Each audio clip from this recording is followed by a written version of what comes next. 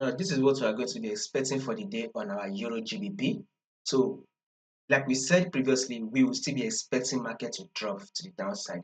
So, only hoping for the sell once you get your sell set up because we are currently at a crucial level. Now, first, make sure you click on the subscribe button so that once we drop more updates on this for you guys, you will not miss out on those updates. You can also stay updated by following the Telegram channel. You will find the link to the Telegram channel in the comment section. Now, let's start with our trend on Euro GBP. As you can see, on this our trend on Euro GBP, we are in a downtrend move. Market is giving us a series of lower low and a lower high. It is very much bearish, right? You can see that market is dropping, giving us a series of lower low and a lower high, giving us a bearish move. Now, market was able to pull back right here, which rejected from this level and made it market dropped, right? Market then eventually corrected itself and came back to this level, which we also had a rejection and made it drop, right?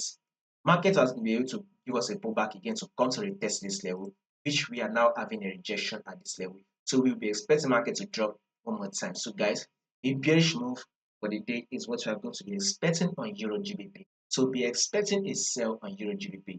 Now let's go down to the forward time frame and see what market will be doing. So we should be looking for a sell setup within this level.